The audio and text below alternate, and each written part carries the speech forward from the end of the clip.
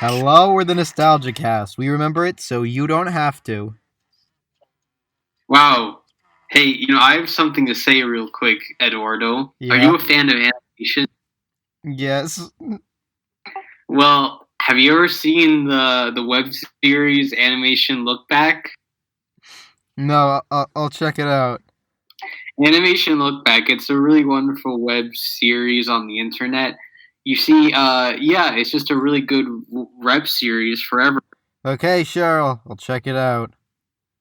You know what's a cartoon that I think is very overrated. And now please don't get mad at me, but it's Star versus the Forces of Evil. Are we done yet?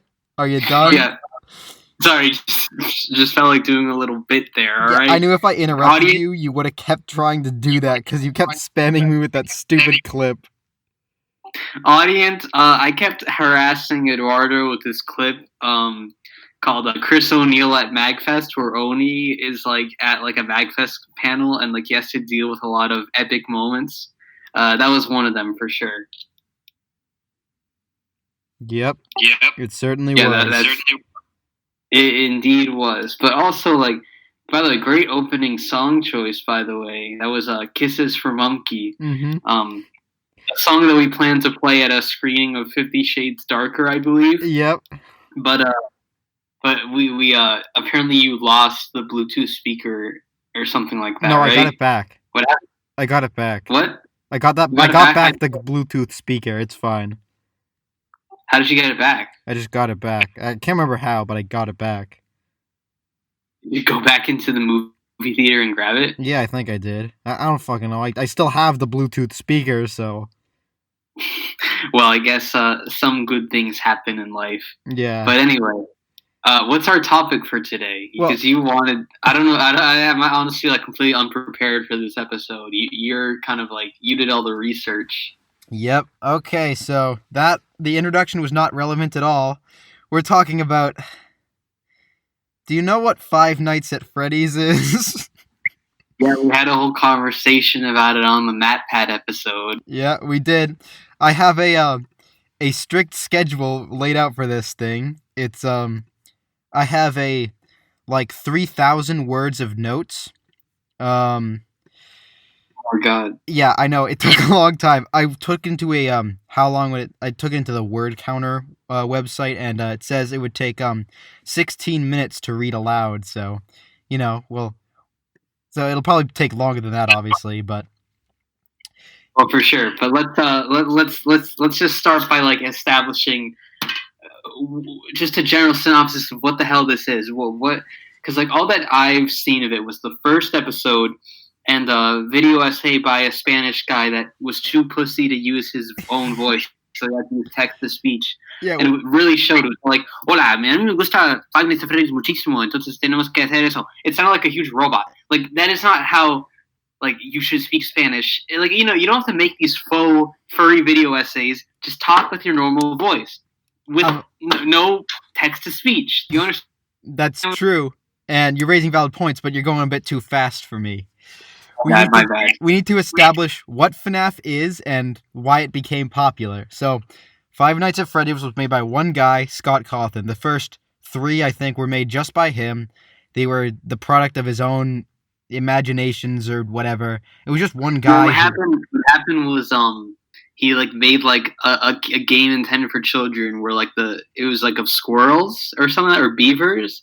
But they all looked really, really creepy, like Chuck E. Cheese animatronics. Yeah. And Scott Cawthon was inspired to make a horror game out of animatronics. So, and I don't know, it's kind of cute. Good idea, and he got a lot of success from it. Yep, and we're not going to talk about how it sucks and why it sucks, but the point is it was just one guy who made it. What started popping up around the time was a lot of, like, music videos and fan-made content, whether it be art or, like, a lot of those weird videos you find on YouTube. You sent me one of the other day. It was mostly of like source filmmaker models singing along to like a song or doing skits or whatever. Yeah, singing along to Discord. Yeah, the Discord My Little Pony song. Speaking of the Living Tombstone, he made songs, but throughout all these, why these weren't considered copyright infringement, we're going to get into that, is because they gave credit to Scott Cawthon. They realized this is a product of Five Nights at Freddy's, this is a product of his work. They don't own the characters. They're just doing something fun with them. They're making songs based on them and so forth. They give credit and then Scott kind of lets it fly. So... Well, I mean, he'd be a dick to not let it fly, you know? Yeah, like, people like your content, and they're making fan versions of it. Yeah, it's fan-made content, so who cares, right?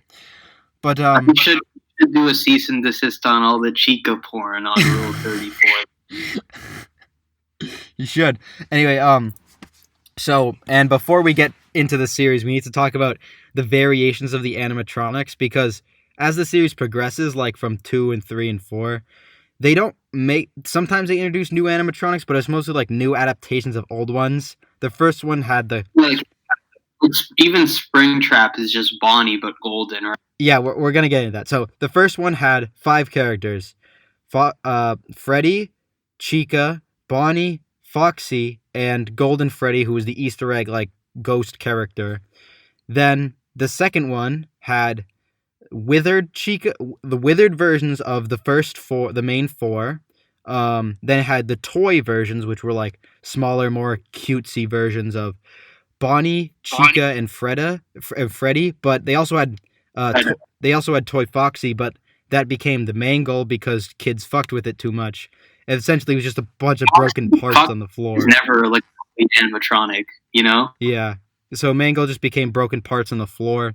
There's also 2 Easter egg characters, Shadow Freddy and Shadow Bonnie. No one really knows what they are or why, but they were just put in there as Easter eggs. There's also the puppet. Oh yeah, the puppet. That's really important. Balloon Boy. Yeah, the puppet and Balloon Boy. Crap, I forgot those 2. And then to the third one. Don't worry, I know my FNAF lore, so I'll just help fill you in along. Oh my god! And so it also introduced Purple Guy, but he's kind of dispersed throughout the series.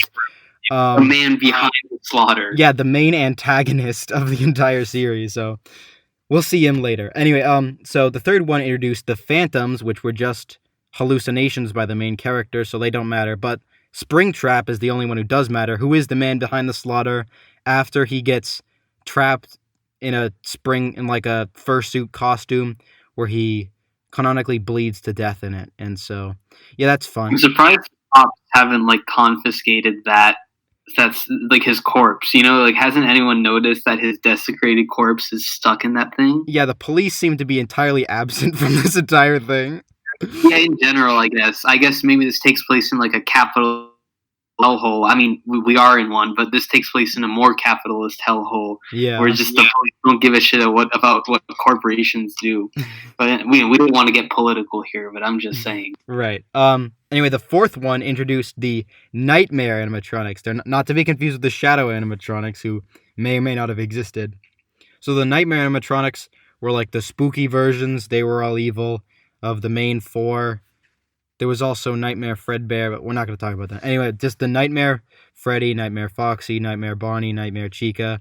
Yeah, all those people. Halloween DLC versions, too. We're not talking about the DLC versions. Those were mostly non-canon. It's non-canon, right? Yeah. Anyway, and then the fifth one, Sister Location, my favorite, introduced the Fun Times, which was Funtime Foxy, Funtime Freddy, Bonnie, sort of, but as a puppet on Funtime Freddy's hand. It also introduced Circus Baby and Ballora, 2 new original characters. My favorite characters. Yep, and that's all you have to know for this one. You have a creepier name for a fun kids animatronic than Circus Baby? That's horrible. Yeah, it's really stupid. Anyway, whatever. We're not going to talk about how Sister Location sucks. We already did that in the MatPat episode, but I need to get that out of the way first, so you're not confused when this new series comes into play. Okay, so now we're talking about now we're going to start talking about Five Nights at Freddy's High School. So this was a series created entirely in Spanish, by the way, so I had no English resources to go off of. It was created. I probably could have watched it and been able to discern more, but like I didn't feel like it.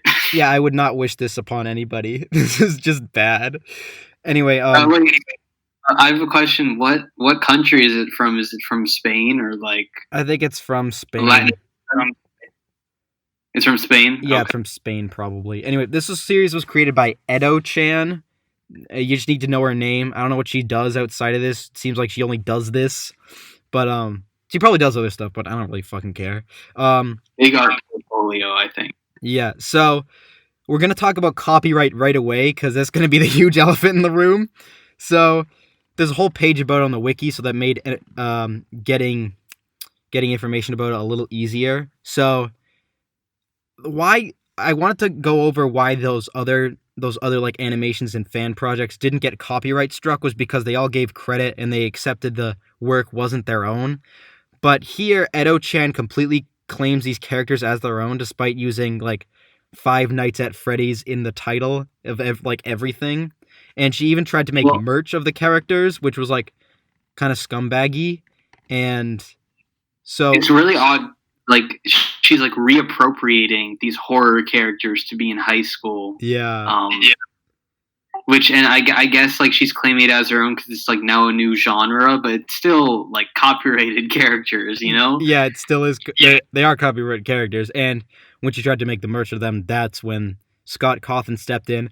I don't know. I could not find an official cease and desist letter, but all I know is that Scott Cawthon told her to stop, and eventually some stuff changed. Like, a lot of the characters' names changed. A lot of them weren't creative. Foxy became Fox. A lot of it was just shortening of the name. Mangle became Meg. I think that was my favorite. Meg. Shut up, Meg. What did Freddy become? Freddy became... No, Fred. Freddy stayed Freddy, but Nightmare Freddy... No, Shadow Freddy became Fred. Oh, wait, hold on. This web series adapted like the alternate versions of like of the original animatronics. Yep, we're gonna get into that. Okay. Anyway, so yeah, another thing, you can't go through this series without dealing with a ton of copyright stuff. There's a ton of stolen content throughout this entire series. Not like also on also on like the creator's part. Scott Cawthon, the people he works with tend to steal stuff a lot. For better, for definitely worse. Like, they steal fan models all the time. Wait, so Scott Cawthon has done this? No, Scott doesn't do it, but over time he had to work with more people to like get better games, like the AR game, the VR game, stuff like that. Putting the games on mobile devices. So they rented like random fan-made fetish models, pretty much. Yeah, a lot of people did. It's pretty fun. Yeah, it is pretty funny. But yeah, the point is copyright and this series tend to go hand in hand. Stolen content in the series tend to go hand in hand. Here's what I'm wondering. I mean, sure, these are like original like models, like fan-made models, but like, and I guess kind of it's pretty scummy to just take them and put it in like your own thing. But also let's also take into account this is the official game series, right? It'd be like if Sonic took Nazo and put him in Silkadoom in the game. You know what I mean? It's mostly for teasers and online and like art and stuff, but yeah, it's not like it's like for adverts and stuff like that. Yeah, but this happened like similarly as 2 weeks ago. Someone stole someone working on a Ultimate Custom Night mobile stole a model. Wow. That's pretty embarrassing. How embarrassing. And he was caught like immediately and they had to take down the trailer. Anyway, I just thought it was pretty funny. Anyway, and then Toby Fox came in and said, "You've gone too far this time, Scott." Yeah. And then he killed him and then everyone clapped. FNAF is finally over. Yeah, Toby Fox was on his genocide. Anyway, there's a point to me saying everything is stolen when it comes to the series because this series has musical numbers. Oh, you want to guess the problem with these musical numbers? What's the problem? It's that a lot of them are just legit stolen. So they're stolen from what? Everything. There's stuff from Disney songs? There's stuff from Disney. There's stuff from High School Musical. There's stuff from Undertale. There was like a Gravity Falls cover that was stolen one time. Hold on. Do they sing MLP songs? I don't think so. Man, do they sing a Hamilton song? No, they don't sing a Hamilton song. They steal a lot of pop songs also, so, you know. Well, that's pretty cool. That's not cool. No, that's stealing. And she tried to, like... They're really famous. It's legit stealing, and they're claimed as covers, but a lot of the times they're not covers. They're just stolen. They just... Wait, does like, this person even change the lyrics at all? No. They're not even covers. They're just the song. So they don't sing the FNAF version of Discord. That's so true. They don't. But, okay, well, I guess I'm just wondering, can you like boil down what happens in this story? Yes, I can, and that's what I'm gonna do. You watched 250 episodes? No, just 50. Just 50 episodes. 50. Okay, I overestimated. Yeah. Okay, so... Oh, wait. Before we go, I have to say one of the songs they stole this song twice, of the Five Nights at Freddy's Living Tombstone song, like the We're Waiting Every Night. You know that song. Yeah, obviously. One time they added lyrics, one time they just took the instrumental. Great. I know, it's great. Anyway, so buckle up, kids, audience, and Bobobo, because this is going to be a long ride. Holy shit. So the series starts with Freddy going to high school for the first time. He's a new student. He sees 3 students, Chica, Bonnie, and Foxy. And the first episode is just him announcing to the classroom, "Hello, my name is Freddy. I'm going to this high school. I would like to make friends now." The episode just ends then. Is it like an anime monologue when like the anime girl is running to school? It's like, "I'm Yotoshi Watanabe, and I really want to be the top president in my high school." It's like a bad anime that where they're running the school with like toast in their mouth, and then they stumble in, and it's really awkward. Is that kind of thing? No, the series starts with him standing in front of the classroom and then saying that stuff. That's too bad. Yeah, then. Yeah. I remember now. Yeah, I saw that episode. That's the one episode I saw. It was mercifully short, but it was also mercifully pointless. Mercilessly pointless. Like, mercilessly pointless. Yes. You remember the Simpsons episode 22 short films about Springfield? Yeah, the steamed hams one. Yeah. Do you remember the segment called Cletus the Slack-Jawed Yokel? The one where it's just like literally like 5 seconds long or something like that? Yeah, the really short one. Cletus finds a pair of boots and then gives them to his wife. His wife says, "I don't want those boots." Cletus hangs them back up on the power lines that he found them. And then the episode just ends. Every episode for like the first 9 episodes feels like this, so aggressively pointless. Like, God, nothing fucking happens. You know, it's like an ASDF movie skit just on its own. It's just completely worthless. Yep. You know, that's why it's like a compilation. Mm-hmm. Vines, whatever the fuck. You know what I mean? Just like just pointless, effortlessly worthless, like on their own. But like when they're together, it makes a Voltron of cringe, pretty much. You know? Yep. But this series is very serialized. And I'm going to be running through this. I'm not going to say what happens in each episode. The episodes are just going to have, like... I'm not going to say episode 2 includes this, episode 3 includes this. I'm just going to say what happens, all right? Okay, cool. Yeah. So Freddy, in a stupid fucking... I hate this scene so much. In the stupid fucking, like, anime cliche, he falls, trips, and kisses Foxy because, you know, it makes sense, really. In Naruto. Yeah, like in Naruto.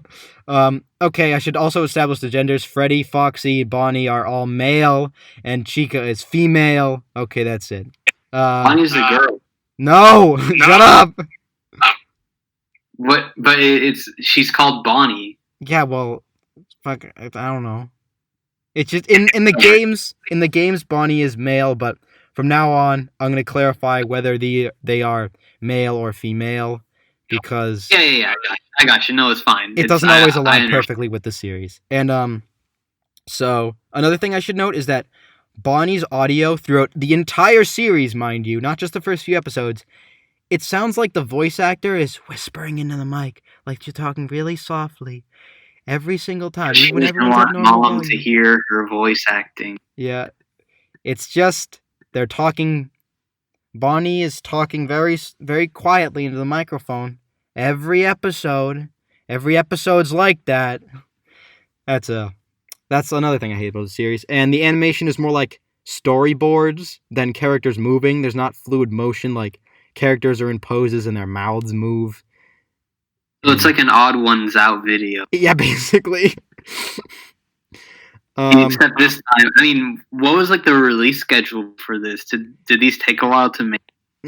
There were sometimes hiatuses between them, but it didn't take that long. Like, if she really worked on them, there was like a month or so in between each episode, but it wasn't exactly consistent. Sometimes there was like a ton of episodes at once, and then it was a hiatus, and I mean, she probably had school, right? Yeah. So we're making fun of a child's imaginative creation. They're not a child. They are very. Edo-chan is very much an adult. Are you fucking serious? I'm fucking serious. Even by the time she was making this, she was an adult. Was she a young adult? I don't know. I don't know that much about her, man. Well, okay, that's fine. But okay, so Edu-chan, hats off. You probably had like college work or something in between this. Yeah, this was probably just a stupid passion project at first. Really emphasis on really stupid, but maybe she goes to Cal Arts. Yeah.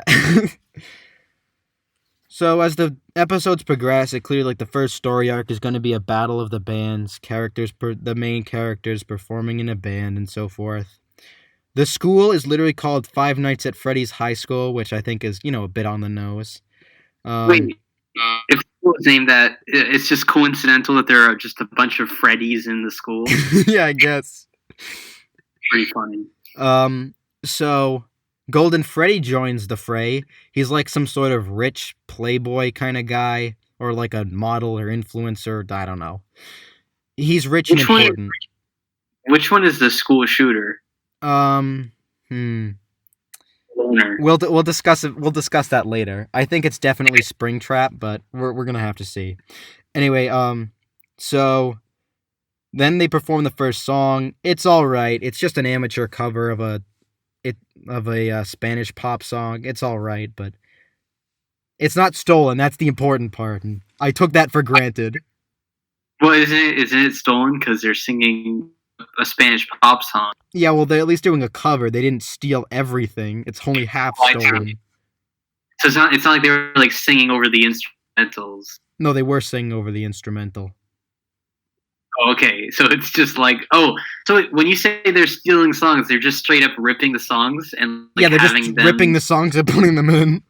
They're not even doing their own version? Well, what? Sometimes they do, but other times they really don't. Amazing. All right, but yeah, let's continue. So they have the Battle of the Bands. It goes over. No, they haven't had that yet, so they need another band. And I guess that's like a seasonal arc. Yeah, and I guess Five Nights at Freddy's 2 released because the toys join the fray, and Mangle, who is completely female, she's canonically, no one knows. Scott doesn't really know. The gender of Mangle is yes. That was Scott Cawthon's description. But here she's 100% female. So just maybe she's a non-binary or something. I don't know. They all say her, and I don't know. But anyway, she's a troubled. Yeah, she's probably female. She's a troubled teen without parents who's an orphan. There's going to be a lot of orphans in this series, who looks completely normal and not mangled at all. Like the whole deal with Mangle was she's a goth girl. No, she's not a goth. Kind of. I'll send you a pic. The way I would do Mangle, first of all, make her look like a has-been hotel character. Yes, she needs. This is what it looks like. Wow. She's kind of goth, I guess. Kind of creepy, but yeah. Okay. So this is Mangle right here, right? Yep. And they also. I'd say it's pretty goth, or at least like Yeah, it's kind of gone. She's not the other girls. Mm-hmm. Wait, I'm gonna try to guess what their personalities are, okay? And you tell me if I'm right. Yeah. So, just based on like the drawings of them, Bonnie is the nerd. Is this correct? Yes. Chica is the spunky girl. Yeah, that is very correct. Foxy is the too cool for school kind of dude. That's very correct. Yes. And Freddy is the optimistic guy that cracks a joke once in a while, but knows when to be serious. Yeah, I guess he doesn't really crack jokes though. He more like says things that are maybe jokes. So the show doesn't really have jokes. By the second season, it starts to have jokes, kind of. And yeah, obviously. Well, I mean, it sometimes has jokes, but a lot of them are really confusing and stupid. So Toy Bonnie and Toy Chica from FNAF 2 also play in a band with Mangle, and Toy Bonnie, called Bon, so I'll just call him Bon, is gay for Bonnie, and they have a guitar battle or something. I don't know. They meet, they have a guitar battle, and it kind of happens. Can you guess what song they play? They have a guitar battle. Yeah. I think that they're gonna play a song from Glee. No, they play a cover of the Song of Storms from Legend of Zelda. Oh, I don't understand how you thought I could guess that. Yeah, I don't know. Pretty epic. The point I was trying to make is that a lot of these songs don't have a reason to be there. They're just songs that Edo-chan thought they sounded cool, and so she just kind of put them in. I have a question about this universe. So wait, they have the toy versions of the lead characters. Are they like different families? Just they're not clones or anything like that. No, they're not just clones. Different people. They're different people. Yeah. Can you send me an image God, of I don't want any more of these fucking pictures on my computer. They're draining my life. Oh, here's them in the season 2 art style. Yeah, they look a bit better. Aww. Wait, is that who? So the blue-haired one is supposed to be Toy Bon. So Bon, and that's Toy Chica in the background. Chica? We'll get to Toy Freddy later. Okay, I'm scared to ask, but is there Rule 34 of these FNAF high school characters? Yes, and I am not looking it up. Not for a second. Great.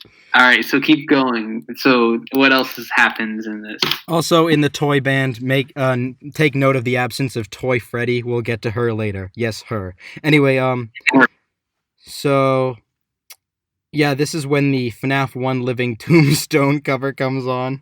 I thought that was pretty funny. They introduced Springtrap, so I guess FNAF 3 was out then. He's a teen, just like the rest of the cast. Everyone's a teen in this show, and lives with two fellow orphans,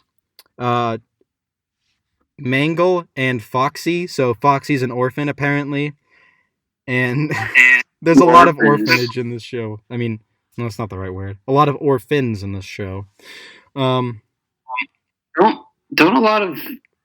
Yeah, actually, I'm making like a generalization, so never mind. Okay, so they live in a rundown shack in a dump along with their dog, which is really fucking sad. And Springtrap also. Hold up. Yeah. So I got a question about these love stories. So are they just falling in love with their toy counterparts, pretty much? No, they're not falling in love. Just Bon and Bonnie. Well, Bon is gay for Bonnie, but you'll see if it's requited or whatever the word is. Great. There's no. So wait, both Springtrap and Foxy are orphans. Yeah, and Mangle also. And Mangle. Sorry, yeah. And they live in like decrepit houses. Yeah, in the same decrepit house in the dump, along with their dog. And Springtrap wants to go to the high school to improve himself, but can't because he has to support his like family, I guess. And he's only. Why are they not like at an orphanage or something? Never explained. And Springtrap, to support them, has to do odd jobs. Like he has to do freelance work, and he always gets shafted. Like there's shown a segment where he fixes someone's like sink, but then they refuse to pay him because he's a fucking orphan. It's really sad. That's depressing. And why would they pay him? He still did the work. Because they're bad people, I guess. I don't know. God. And I have Why to does pull up not Golden Freddy? Does Golden Freddy lack compassion? Why doesn't he like his family give them aid? I don't fucking know. Great. I guess he is kind of heartless in that way. Yeah, that's what he looks like. Springtrap. Okay. Yeah. This looks nothing like the character. Yeah, I know. The point of Springtrap is he's supposed to be a decrepit old corpse in like rotting away in like a fursuit. This is not. It's not. Fucking. His favorite food is tomatoes. Okay, don't read those. We're gonna be there forever if we do. Great. Okay, now we get introduced to Shadow Freddy. So as I mentioned before, he was an Easter egg character, but apparently he appears to be like Freddy's schizophrenic vision, like a split personality that he can talk to. But it's important to note that a lot of different characters have these, so they're like personal demons. We don't get shown any others personal demons till like season 2, so it's gonna be a while. But for mental illness too. Yeah. So it's basically just Freddy, but with a darker clothes and black eyes and gray pupils. That's how you can tell they're the demons. And it's a lot like, you know the show OKKO? I saw the episode where they met Sonic. Okay, there's an arc that's shockingly similar to this relationship where KO has like his own personal demon, TKO, where he looks like him but edgier, and he occasionally takes control of the body. And yeah, it's just shockingly similar to this. I don't know. It was at that time when Bill Cipher possessed Dipper from Gravy Falls. Right? Yeah, and you can tell they're possessed by the eye color. So yeah, it's like that. But Shadow Freddy can't really possess him at the moment. So moving on, Balloon Boy is also introduced after Springtrap, I guess. He's an exchange student from... Can I guess what Balloon Boy is? What? I think that he's like the annoying kid. Kind of. He doesn't really have a personality. I want to pull up a picture because I fucking hate this character design. Oh god. It's like really shit. Are the puppet and purple guy in this show? Yes they are. We'll talk about... Well, I can't... Oh, wait. Hold on, wait. It goes by, like, Loon or something. I fucking hate this Purple guy, character. the teacher. Fucking... Mr. Afton. Yeah, he comes in later. I can't find him facing forward, but yeah, this is him. He has, like, hair covering his eyes and freckles. I fucking hate it so much. Well, this doesn't remind me of Balloon Boy at all. Though. Yeah, I know. Shouldn't it be like a little kid, like a little annoying twerp or something like that, carrying balloons? That's how I always picture him. Just make the high school version. Yeah, no reference. You already have a template because he's already a human character. You know what? Yeah, no. They took creative liberties, I guess, and they took even more creative liberties because he's an exchange student from Japan for no reason really. And he also hangs out with. Excuse me. Anyway, he hangs out with the first original character, Bon Bon, who's a girl, and just hangs out with Balloon Boy, and that's all she does, really, for a while. Sounds fantastic. Yeah, they have their own band, or maybe... they have their own band. But, yeah, so... So Bon Bon is not to be confused with the Bonnie puppet from Sister Location, who is also called Bon Bon. And since Sister Location wasn't out yet, this character is a completely new character that played on the naming conventions of two existing characters for no fucking reason. Like, it's just so confusing. This character's name, like, why not name her like? Hold up, are there Sister Location characters in this show? Yeah, eventually, when they're introduced in the camping arc. God, I fucking hate that. Anyway, yeah. So, yeah, I just hated that character's name. I hated Bon Bon's name. Anyway, so then the Nightmares from FNAF 4 are introduced as like a gang, and they slowly get developed as misunderstood youth who deserve another chance or something.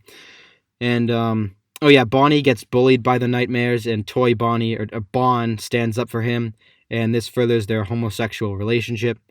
And also, here's another funny thing about the series that for the first two, only the first two episodes with Bon and Bonnie's homosexual relationship, there was like a gay trigger warning at the beginning of this, where Edo-chan said, you're okay to skip this one. This one contains gay things, so if you're not cool with that, you can skip it, but here's like a little trigger warning for that.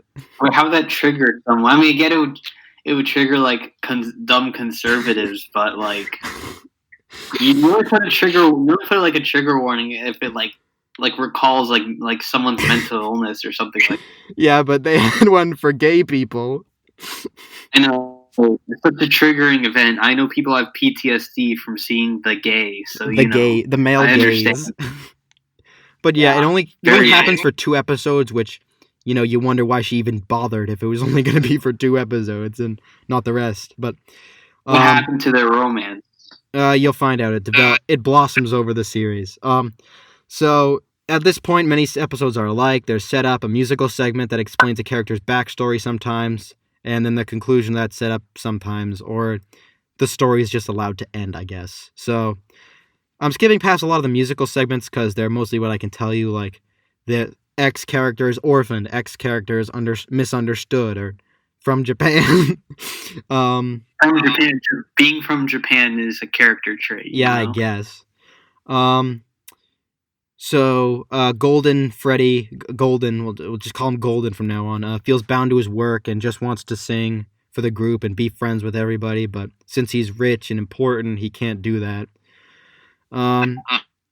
Friends would like him if Golden Freddy helped the impoverished Springtrap, Foxy, Springtrap, and Mangle. If he just gave them a few bucks, I'm sure they'd be happy, but he's kind of a self-centered asswipe.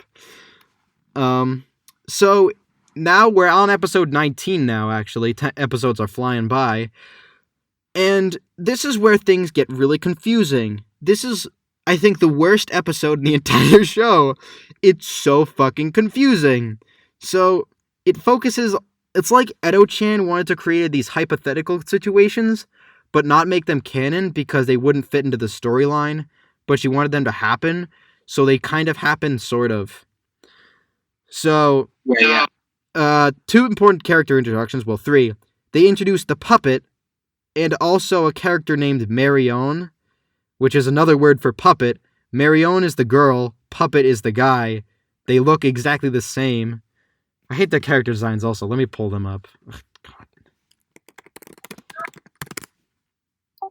Wait, hold up. Just, Padre is calling me, okay, so can you edit this out real quick? Yeah, I will.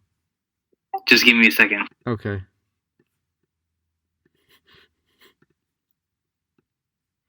Alright, we're back from that little thing. Anyway, so...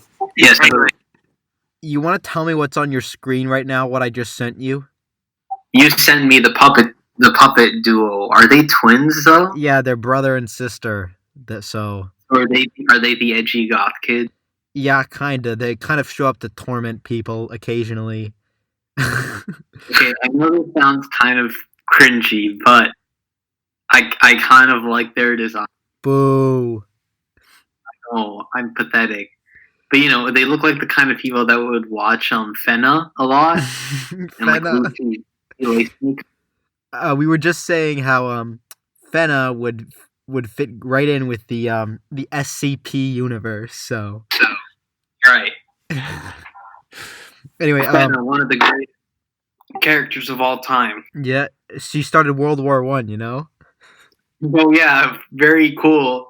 I love how all the comments on like the Lucy Lacemaker wiki page are like, "Wow, this is edgy as fuck." Like not even like people that go on the wiki think it's. You know what I mean? Yeah. Okay.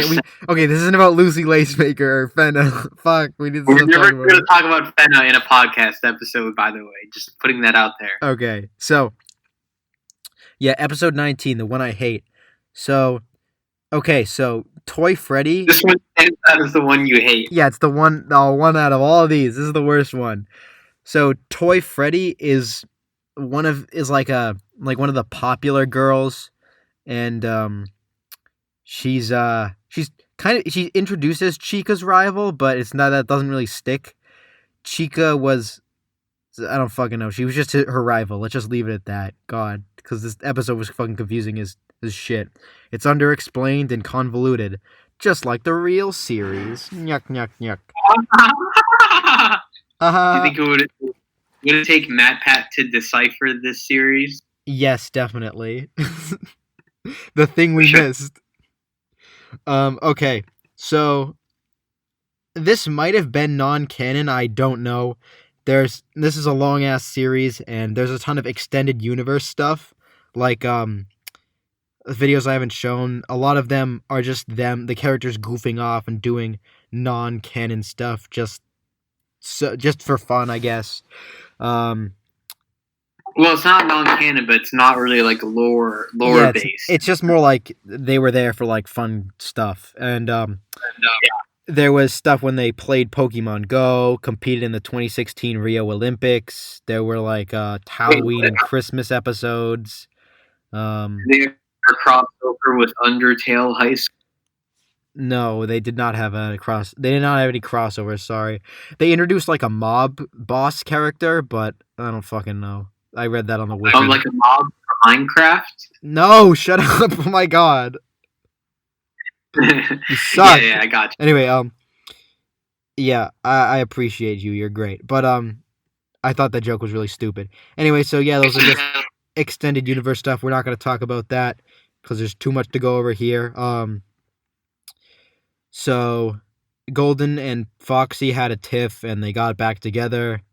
And they make a official theme song that they don't use again, but it fit well as a theme song for the series, I think. It's a cover of the FNAF One Living Tombstone thing with new lyrics that are actually retained to the series. So, that's cool. Yeah, that's kind of cool.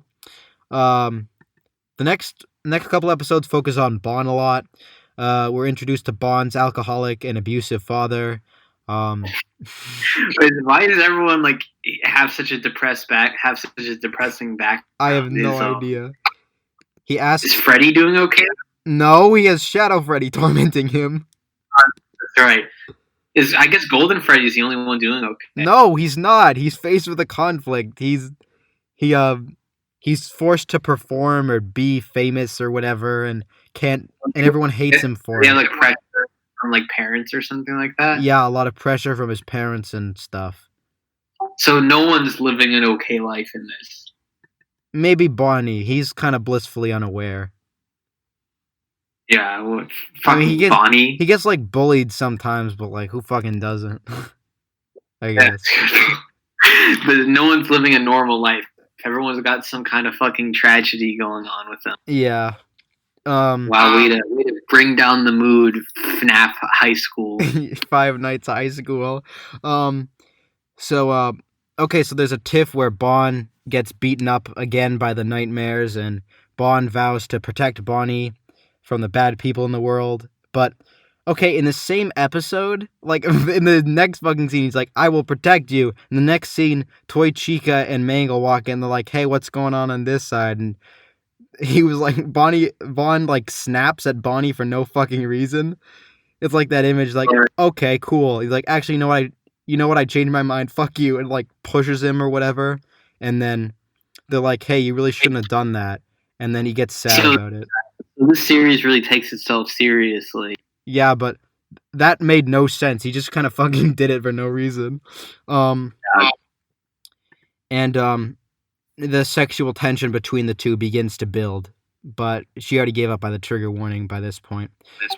Sounds pretty hot. So is Freddy, who's he being shipped with? Is it Chica? No one yet, but he eventually gets shipped with Toy Chica, but that's the whole thing. Okay. Does Chica become the incel? Toy Chica becomes the incel for a while. Pretty funny. So yeah, like Stacy from Phineas and Ferb. Exactly like Stacy from Phineas and Ferb. Anyway, they actually introduced Toy Freddy, who's Bond's cousin, who like sucks at everything, is like really sassy, and no one really likes her. But to feel included, she joins the band, I guess. And so Mangle doesn't like that.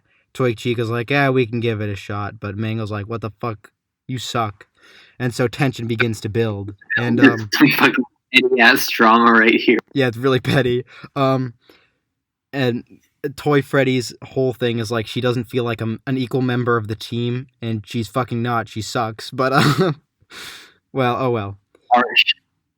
And now they introduce two new original characters, Eek and Town Trap. EAK and Town Trap. They're the stupidest names ever, I know.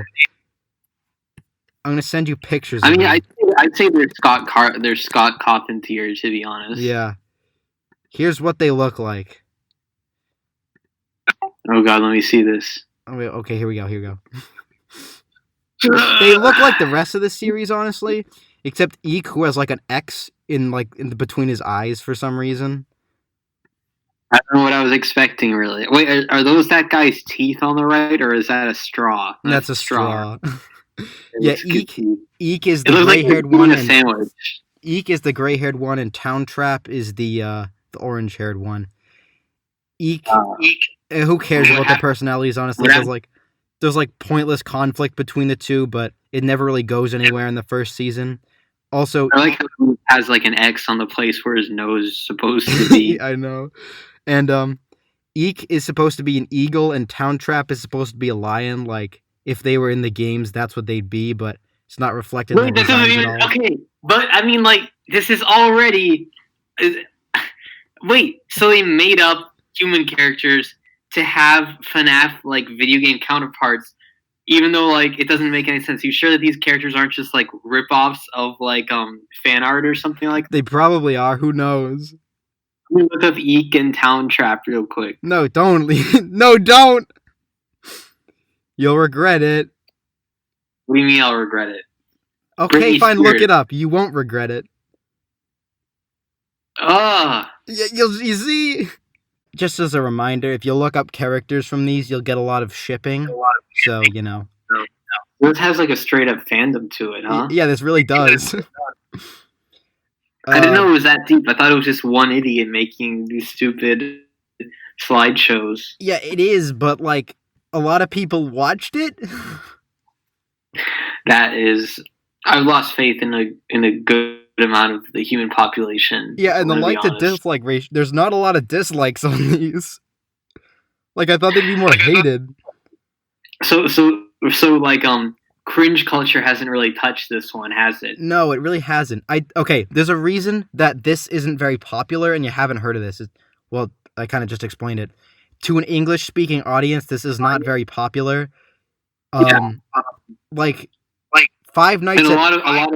a lot of cringe culture is like predominantly like English-speaking kind of thing. You know what I mean? If you can't understand it, it's kind of hard to wrap your head around. So yeah. So I'm surprised you got as much as you could from it. Mm-hmm. It's not a stretch to say that things like Five Nights at Wario's are more influential than this. I think it really shows the creator's ability for like visual storytelling, that you were able to tell what was going on. Well, no, there were English subtitles a lot of the time. Wait, really? Except in the last few episodes, but we'll talk about those. That's pretty funny. All right, continue on, bro. Okay, so they introduced Eek and Town Trap. Again, Eagle and Lion, but there's like a whole thing with, are they supposed to be carnivores or not? But it's fucking stupid. Why aren't they called Eek and Lionel or something like that? I don't know. It doesn't make any sense. Well, Lionel's like a lion name. Town right? Trap makes no sense. I don't know.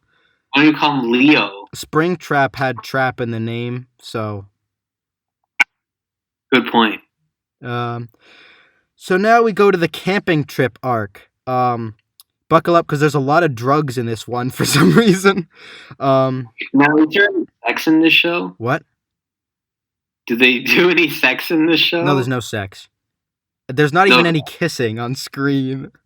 That's pretty funny. Yeah. So they do drugs, but none of that like other risque stuff. Yeah. So this is where the copyright strike happens. I mean, where Scott Cawthon puts his foot down, and so the names are changed. So down. What? Because remember I brought up the Mr. Enter putting your hoop episode. down.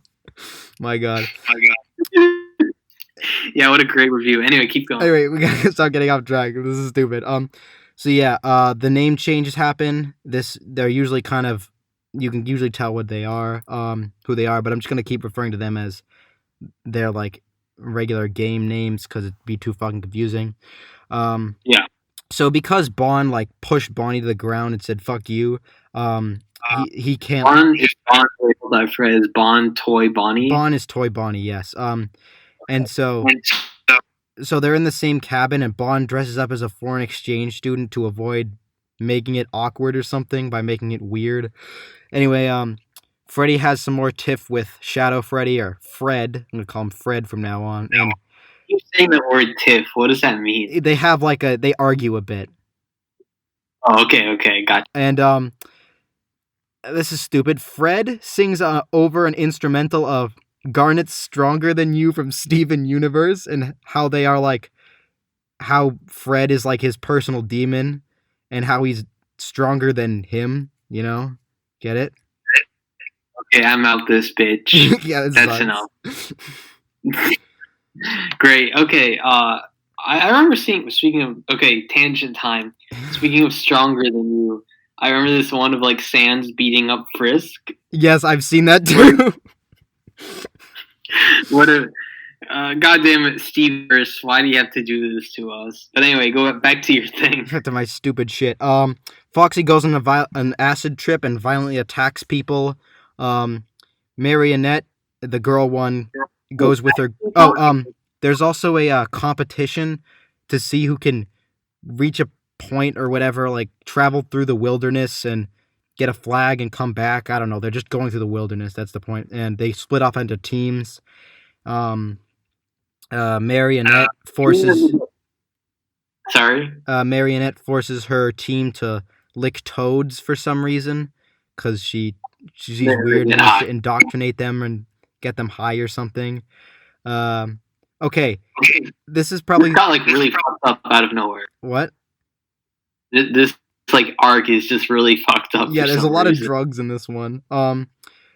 Also, I have a question. Yeah. In the romantic subplots, is there any cucking? We'll get to that. Okay. But here's a fun one.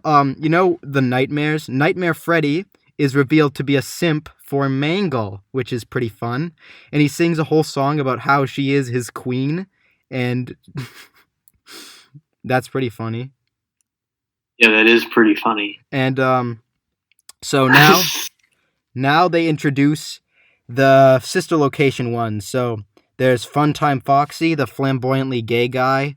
There's Funtime Freddy, who is maybe in a relationship with Funtime Foxy, but I don't know. He's introduced. So they made a Funtime Foxy, the flamboyantly gay one. Yeah. Was it was it that one Hamilton thing we talked about? One of the drawings of one of the Hamilton characters where describes them as flamboyantly gay. Do you remember that? No, even though we just recorded it, no. I totally I blanked out on that. But anyway, back to your thing. Anyway, yeah, so he's the flamboyantly gay guy who gives Foxy CPR and is like, I like men. And then, so Funtime Freddy may be in a relationship, I don't know. And then he's introduced by eating a mushroom off the ground, saying that it'll heighten their experience. And then he realizes he ate the wrong mushroom, goes to the river to throw up, and meets Circus Baby, who also tried to eat the mushroom to get high. So, a lot of drugs. And I wonder how this arc happened. I think this is my theory. I think the way it happened was, what's the name of the creator again? Edo-chan. Edo-chan was just on Google or whatever, and someone hits her up on her Discord and says, whoa, have you heard of this thing called drugs? And then Edo-chan goes drugs? And she just starts researching it, and from a surface knowledge of it, she decides, I'm gonna make this arc about drug awareness. Does that sound It's not about drug awareness, they just use drugs. Use drugs. I don't know. Maybe she just thinks they're cool, and she starts like putting them in her fiction. Yeah. And so Circus Baby, or just Baby, is the... Do you know what a Fujoshi is? Fujoshi? I don't know how to pronounce it. I follow someone on Twitter called Fujoshi. Okay, there. So you don't know what they are? No, I don't. What are they? They're weebs who are obsessed with having men kiss and have sex. That's basically it. Weebs that are obsessed with men kissing and having sex? Yes. That's it. That's all I thought you said that. I thought you said this web series had no sex. Though. No, this had no sex, but she wants them to have sex. And so she wants Funtime Freddy and Funtime Foxy to fuck each other. And so they also introduced a character that might be Ballora, the ballerina person, Lily, but it's really too different to say that they're counterparts. Who knows? She doesn't dance or anything. She's just... I'm gonna be honest, you're giving me a migraine with all these fucking characters. Yeah, I know. They're just shamelessly introduced. They're haphazardly introduced. Really beautiful. Yeah, so they have a past. The 4 characters I just talked about all have backstories where they're being taunted and mocked by people who are framed as bullies, but they're just like they're just people being snarky assholes. And then when one of them says like, "You guys are losers," Funtime Freddy goes like fucking angry and starts beating the shit out of them. Like, I know making fun of people is bullying and all that, but god damn, he just goes all out and just beats the shit out of them twice. So, you know. So, you know, who's really the bad guy here? What genre of media would you say this like falls under? Is this like a comedy kind? Comedy/drama, but they're both awful. Like, the jokes are really bad. Is the drama also really bad? Yeah, because it's underdeveloped and stupid and takes place over like stolen songs. And they don't really. So it's not really. So it's like a dramedy, but like the comedy and the drama don't really mesh together. I guess also. No, they don't. Also, I want to tell you one joke. One joke is that Marionette. They have a lot of jokes about her. She makes her cabin pancakes, but they remark that there's no stove or anything to make a pancake with. So they're like purple-ass pancakes, and like throughout a couple episodes, she keeps giving people mystery pancakes. So I'm further convinced it's just drugs, circular drugs. So drugs. Yeah, drugs. So she just gives them drugs constantly. Anyway, so the Bonnie puppet from Sister Location is also introduced, but he's more like a gang member that hangs out with the Nightmares, and they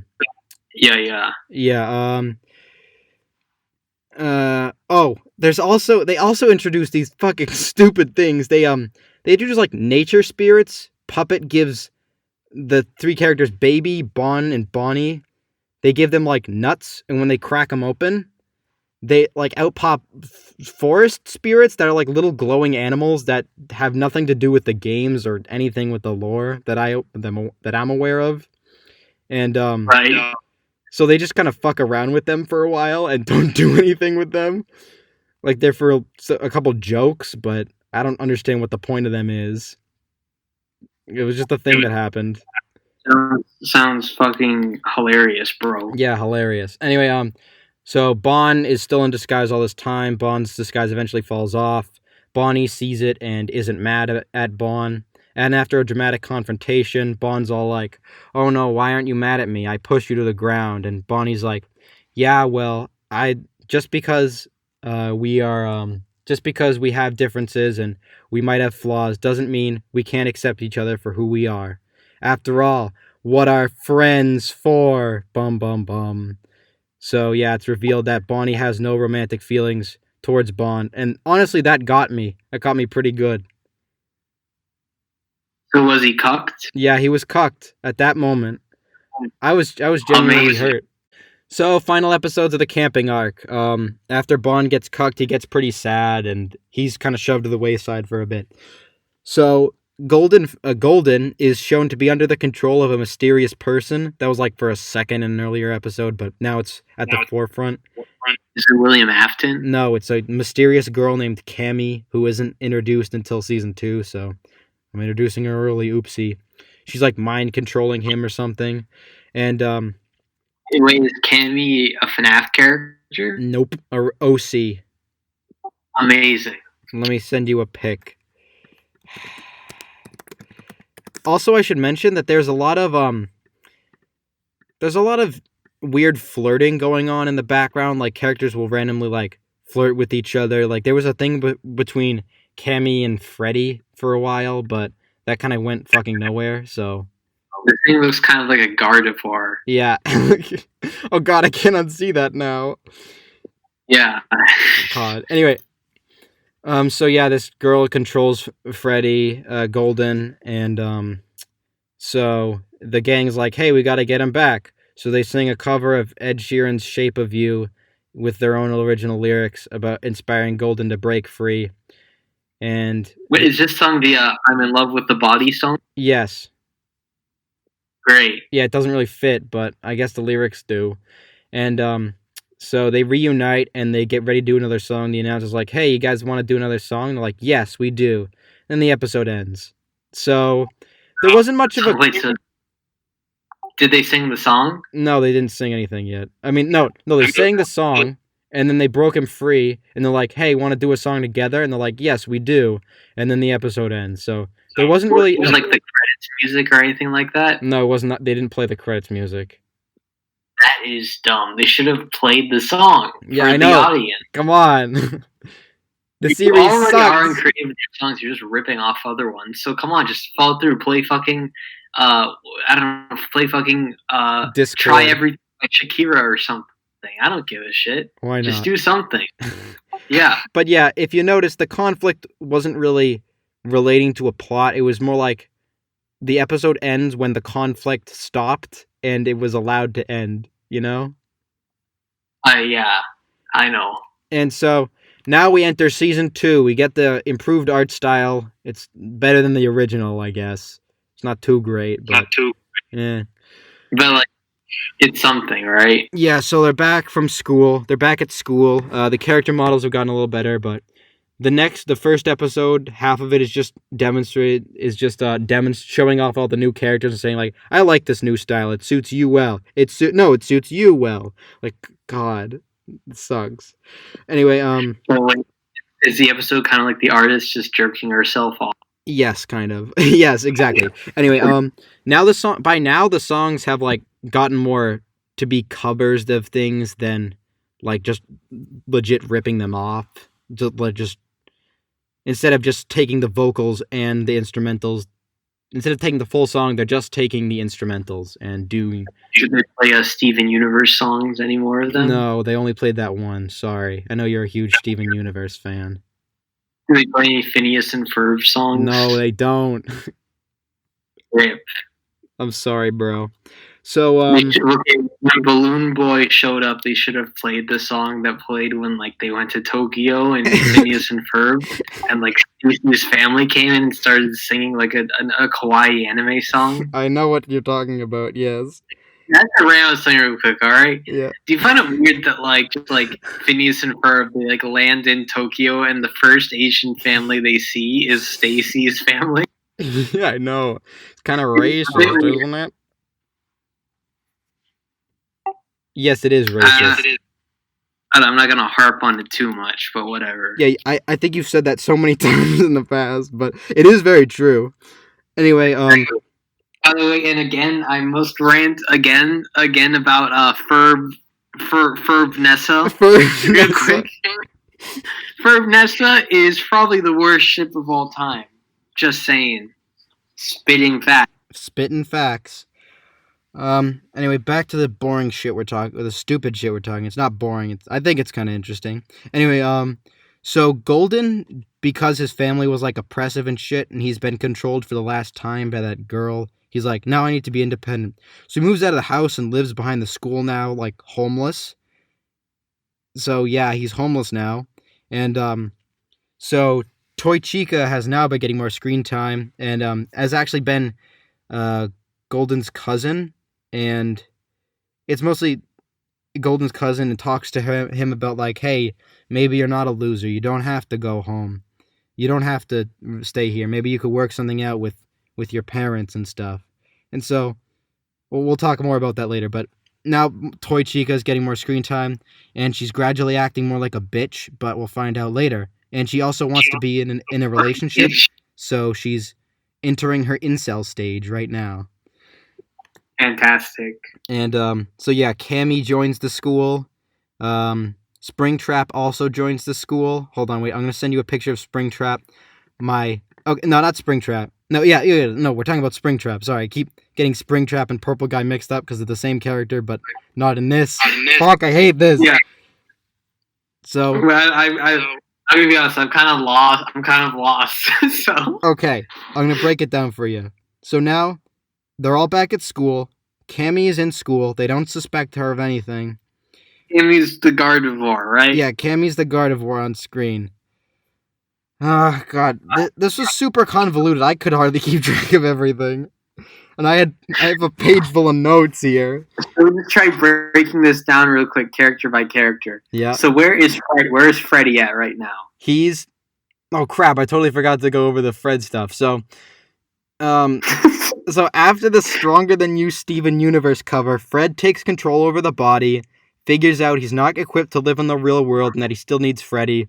They join up and sing together to free Golden from Cammy's wrath or whatever.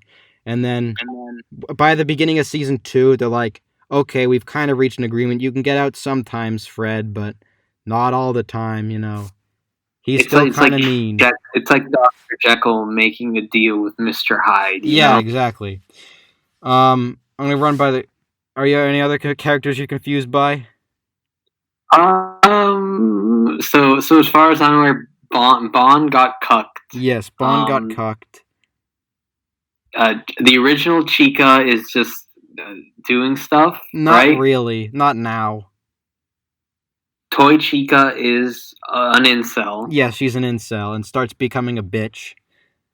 Foxy beat someone up or was on a drug trip. Yeah, right? that was during the camping arc. He's fine now. Yeah, okay. What's up with Mangle again? And she's just kind of pissed at Toy Freddy in the background. Okay, I think I get it. And Golden Freddy is just like he's like the bad guy. No, he's homeless now. Oh, okay. I forgot about this part. Yeah, okay, he's homeless. Okay, I think I got it. So you can continue now. Okay, so Springtrap joins the school. So I guess he got the financial situation sorted out. He joins the toy band, the band with Mangle and the toy characters. Now are Springtrap and Golden Freddy related? No, they're not related. So Town Trap and Eek are back again. They're important again. So, okay, what else? What did they do? Okay, it gets really fucking... Wait, what are the puppets? What are they doing right now? They're in the background. We'll get to them in a minute. They're not antagonists. They're more like random ass people. Anyway, so Town Trap is like the school president or something and is organizing the quote summer event, which is a place in which everyone performs, in which all the bands perform. And because they figured out that Golden was they were evil the whole time, by the way. And they figured out that Golden was like moved by the music. They think that, oh, music can change people, so we'll use the music to make them bad now or something. And so they organize a summer event and they say there will be eliminations. That's the dumbest idea I know, it's so fucking stupid. I hate it. But they have, like, there will be eliminations. People will give auditions, and then if their auditions suck, then they'll be eliminated.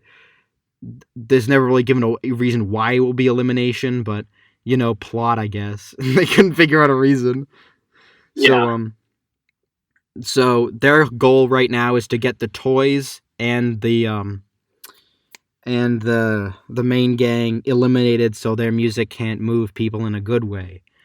Guess the other bands can't do that though, so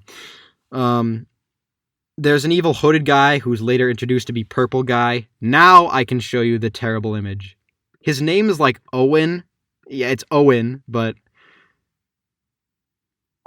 it's the Purple Guy. Oh, wow. What an amazing character design. I know, the glasses kills me. Like, they're not even a consistent shape, like, half the time. I like how he has, like, heterochromia, like Chris Chan does. I know. Like, Chris Chan draws, like, a blue eye and a green eye. This is the same shit. I know. Amazing.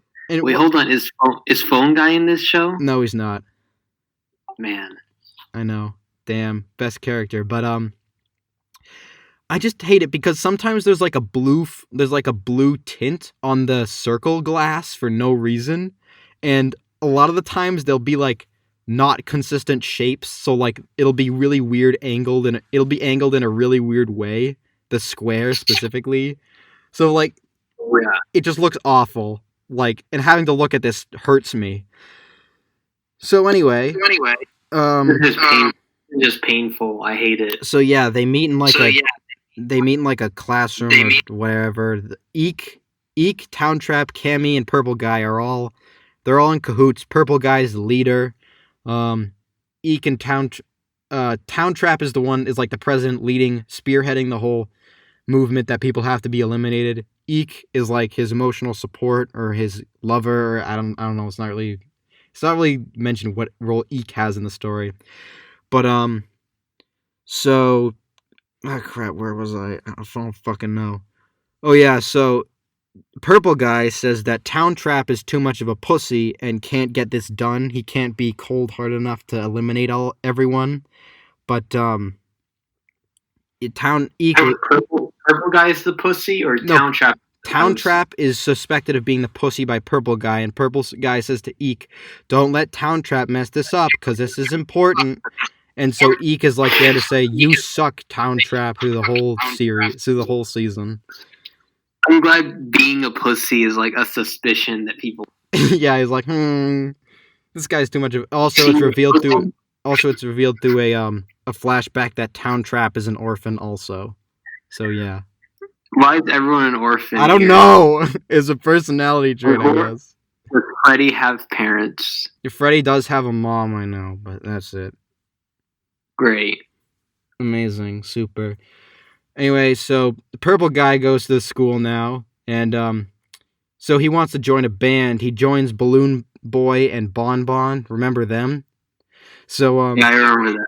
So Purple Guy starts hitting on. Balloon Boy fall in love with Bon Bon. Yeah, it's revealed that Purple Guy starts to hit on her like playfully, and she's like, "No," and he's like, "No, don't do that.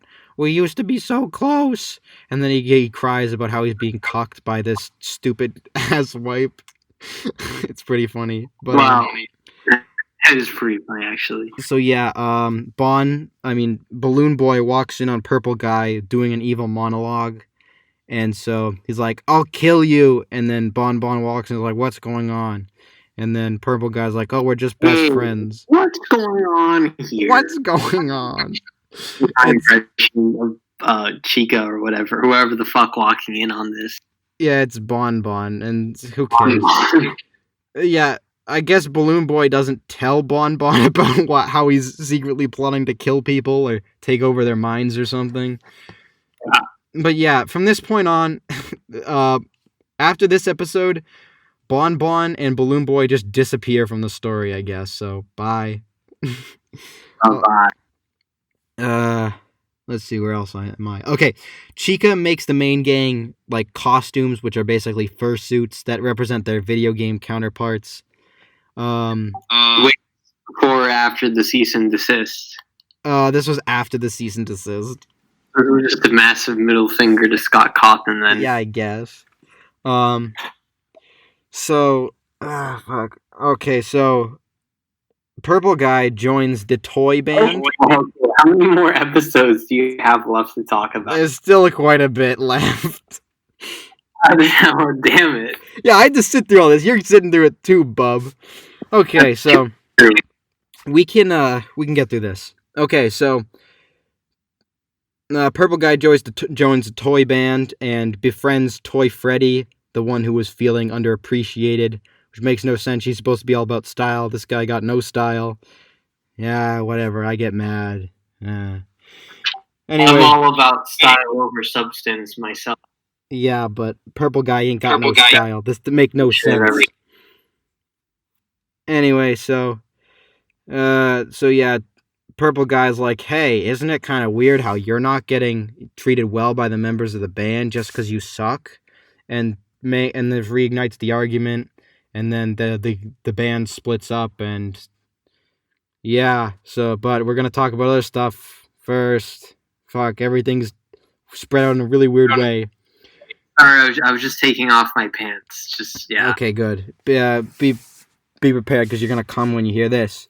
So, through the whole series, I forgot to mention that there was this whole you decide what happens next thing after literally every episode. So I feel like she had none of this planned out ever. So, the first episode, it was like the results are like from like a poll, right? Yeah, but from then on, the questions are more abstract. Like, what do you want the characters to do, and stuff like that. So it's like a kind of like a fan curated series then. Yeah, like Homestuck, except better. But That what Homestuck did? What? You're not talking about Homestuck. Never mind. Later. Okay. So, like, there was a genuinely emotional moment between Toy Chica and Golden. They're both cousins.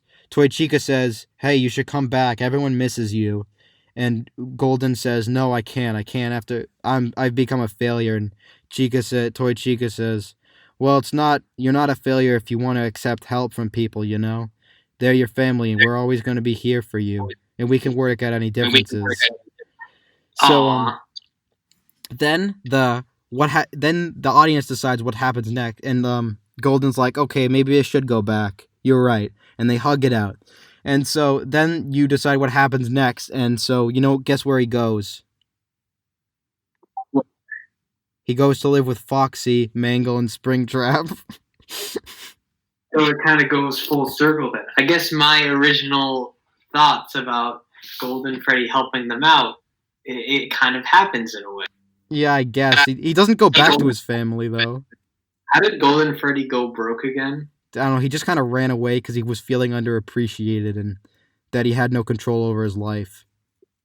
So his parents abandoned him then? No, he abandoned his parents. Is that how it works? I don't fucking know. Who cares? The series sucks. Nothing is thought out. He couldn't run away that far or it wouldn't be hard for his parents to find him because he's still going to FNAF high school. Yeah, I know. Who cares? The series, nothing in this series is thought out. Stop thinking.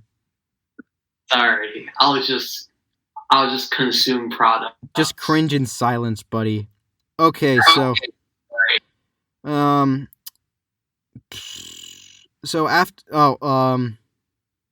also, another terrible thing about the series, this season in particular, is that terrible, like, lens flares and special effects will be plastered over random ass scenes for no reason. It's really distracting.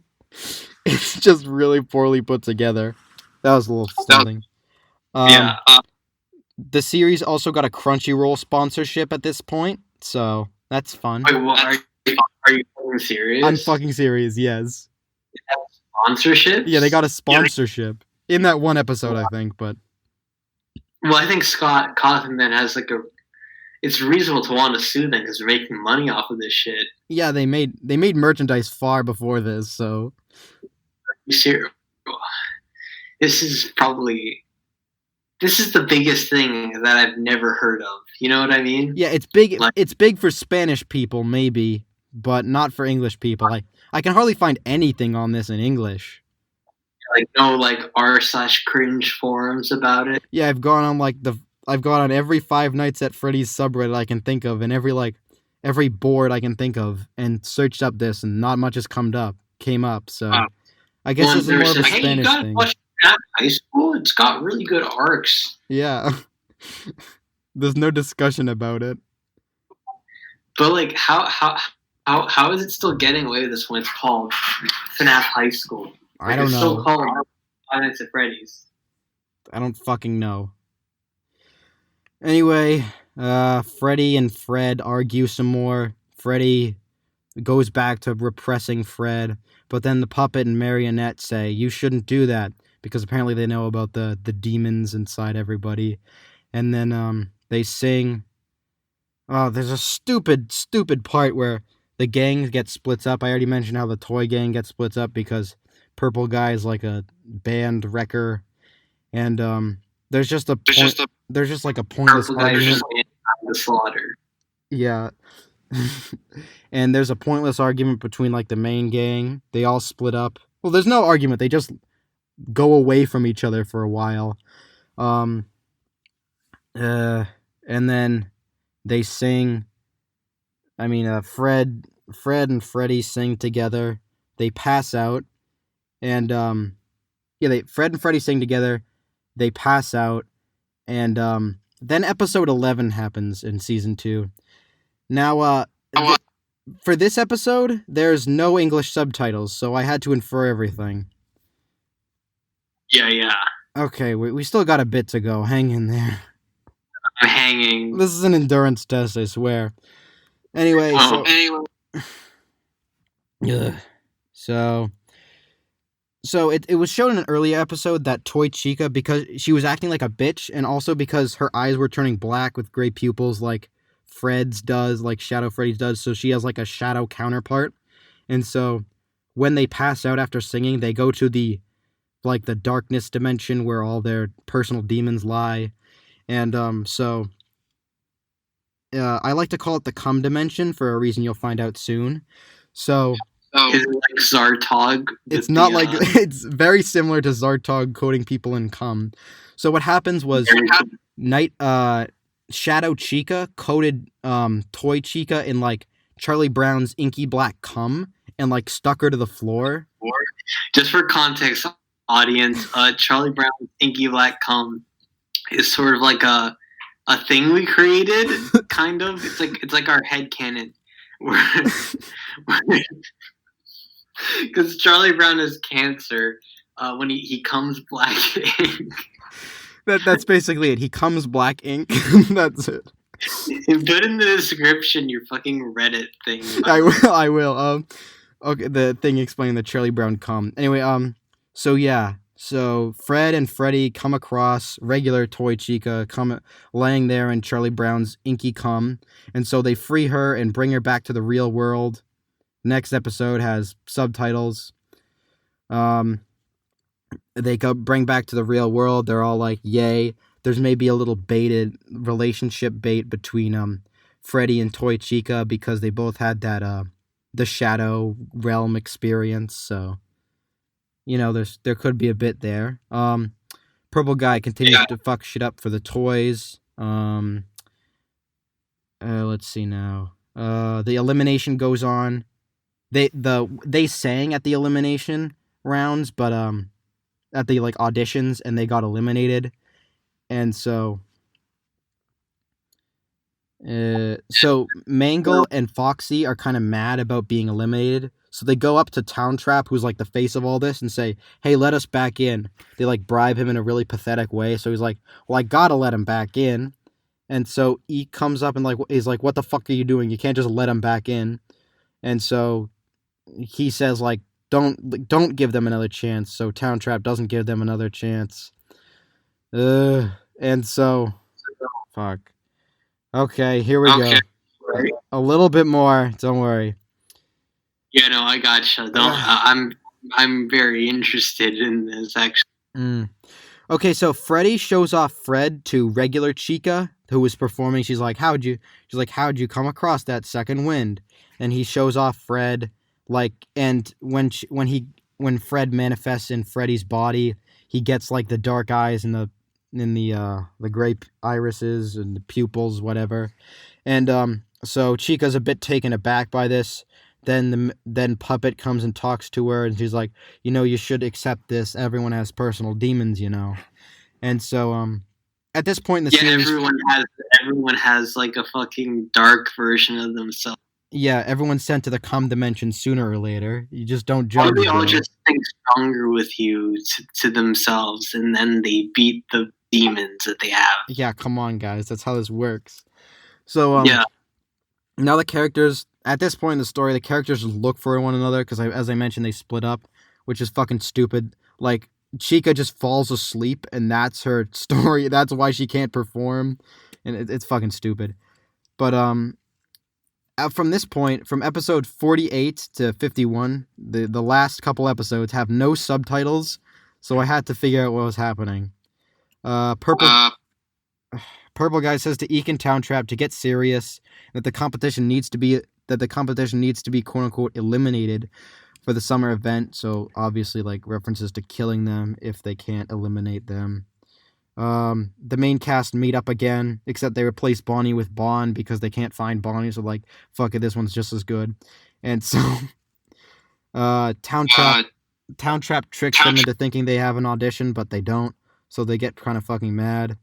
And then this prompts us, and then, so, Foxy gets tricked. He spearheaded this whole movement. He was the one who confronted Towntrap.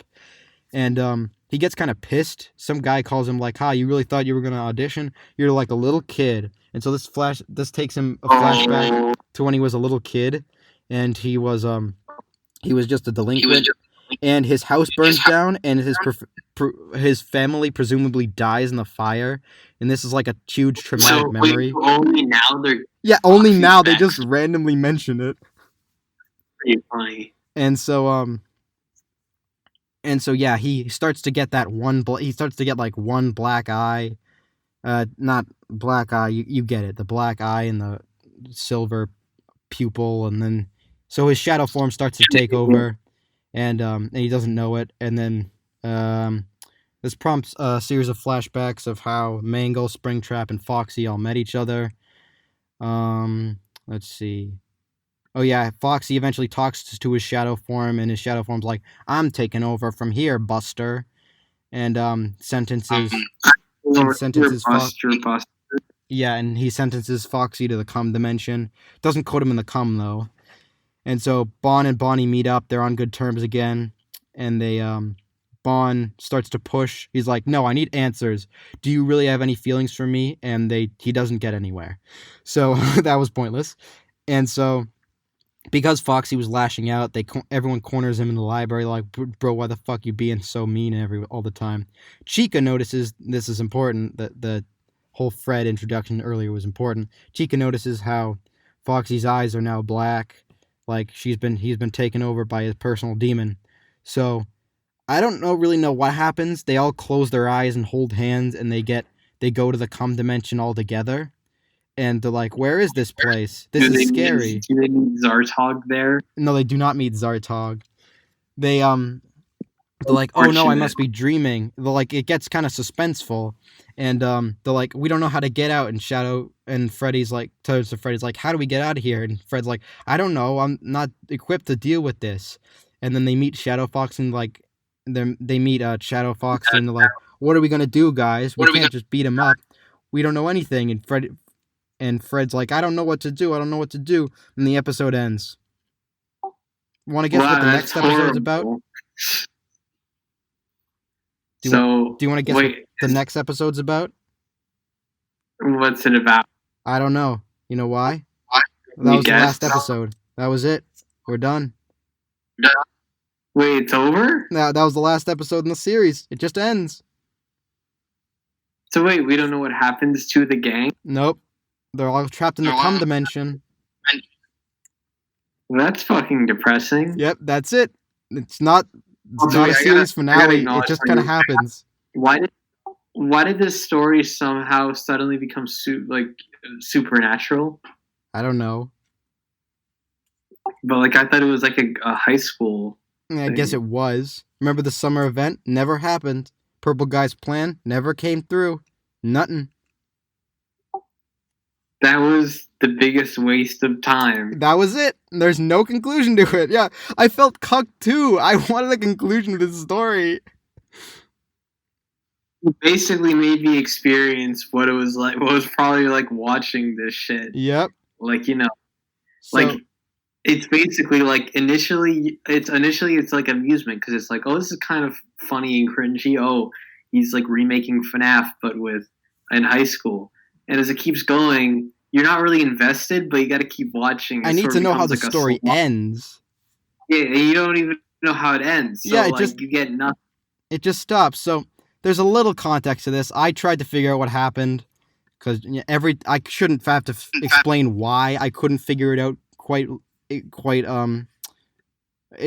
Everything's in Spanish. That's the thing I was going for. I couldn't exactly figure out why, but I think I have a conclusion to how this ends. Okay. So, Edo-chan hosted a live stream on her channel. As I mentioned, there's still extended universe stuff, but I think she's kind of done with the main story at this point. Well, and so she had a live stream about what's happened to the state of the channel and like state of the series. Is it gonna continue and so forth? And all I could find in like the comments, because I wasn't watching the whole fucking thing, all I could find in the comments was either people reminiscing or people commenting on the series. But I did find this one comment, and I want you to read it. Resumen, la serie ha muerto. What does that mean? Well, okay. So the series, okay. So when they say resume, first of all, the man behind the slaughter, pretty amazing. Secondly, is resumen like a person, or does it mean like resumen? No, it means resume? In summary, the series is dead. That's what it roughly translates to. To summarize the video, the series is dead. I think I'm high or something. And that's it. She still sometimes posts extended universe stuff, but looks like the story's done. That's very depressing. So, all this time... Resume. I think Resume should be a character, though. Remember when we were looking for cucks? When we thought, hey, look, wouldn't it be funny if there were cucks in the series? You know who the biggest cucks were this whole time? Us. Me and you. Yep. Yeah. Can we wait first? So real quick, can we talk about that video essayist with the text-to-speech? Yeah, that guy was fucking awful. Like, that was the first hint that I wouldn't find anything about this series that was in English. Like, yeah, it was just this guy in text-to-speech, and I could not understand it. He was using a Duat avatar, so I thought that was pretty funny. It was very odd, I have to say. Yeah. But yeah, that's Five Nights at Freddy's High School, everybody. It's over. As you can tell, I became very tired listening to this. Yeah, it hurts. My throat hurts after this. This sucks. Yeah, well, because you were carrying most of this podcast episode. Yep. But yeah. Wait, there's one more topic we need to discuss. You know who was a very important character of the FNAF series, but was not in this at all? Did I miss someone? No. Well, yeah, you did. What? Phone guy? Well, yeah, he wasn't in there, but the man I'm talking about is Fruit Punch Clown. He was not in here at all. Oh, yeah. There was no Fruit Punch Clown at all. Why don't they do, who are the teachers, by the way? No one. The teachers weren't shown. Wow. Yeah, so that was pretty epic. I do have to say, I kind of have to rant about one thing about the series. Yeah.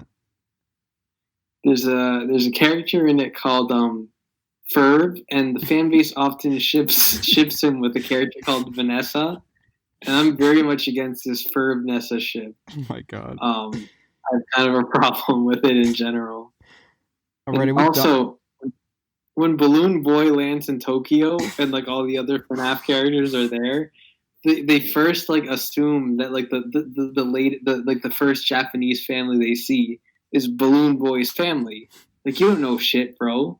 Come on. Anyway, that was my rant. Yep, I think we're done here. We were the Nostalgia Cast. We remember it, so you don't have to. I'm tired.